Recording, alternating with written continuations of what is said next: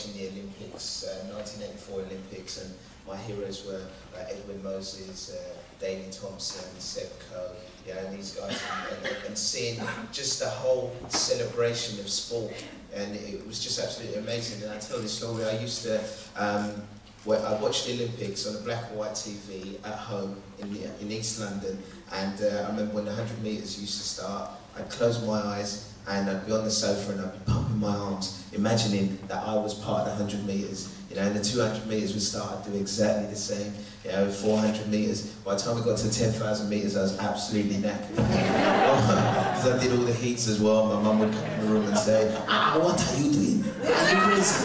So that's how much I wanted to be part of the sport. As I said before, all I ever wanted to do was get into sports and be a Paralympian.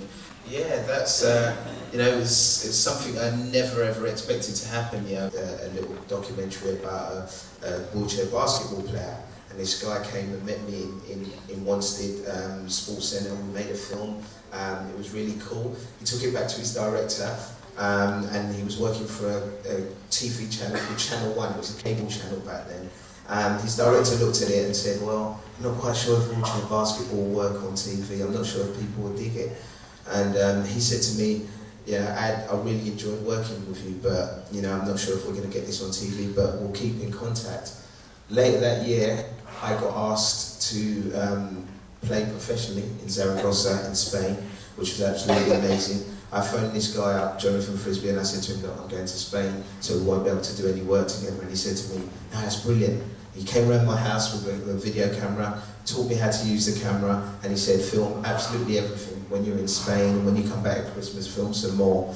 And did that, we made it into a video diary, and it really took off because I think his director liked the human aspect of it, and they said, you come across all right on the TV, so I thought, that's okay. And it sort of all sprung off from there. Ended up doing a PlayStation advert, and then the BBC One night and working on CBBC, and travelled all over the world. I went to India for a show called Tiger, where I trekked tigers on elephant back, saw the big five in Africa, scuba dived in Australia. It was really hard. It was really hard. It wasn't exciting at all. I did enjoy one bit of it. I don't know. I've been really fortunate.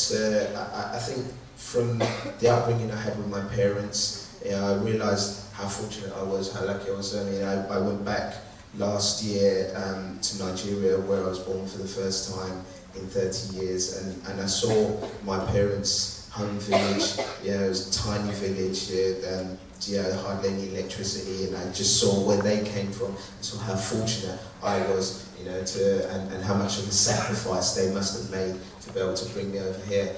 And I saw how ambitious they were and how much they wanted me and our family to do well, and I think it energized me, and every day I kind of wake up with a passion for life. I think every day I wake up knowing that something exciting is going to happen. I'm ready to surprise myself, and I always tell people that I think it's really important that you maintain that sense of wonderment. That sense of being able to surprise yourself, being able to do something that you never thought you could do, because it's very, very empowering. And so every day I have that feeling. I wake up with those butterflies in my stomach thinking, today's going to be a good day.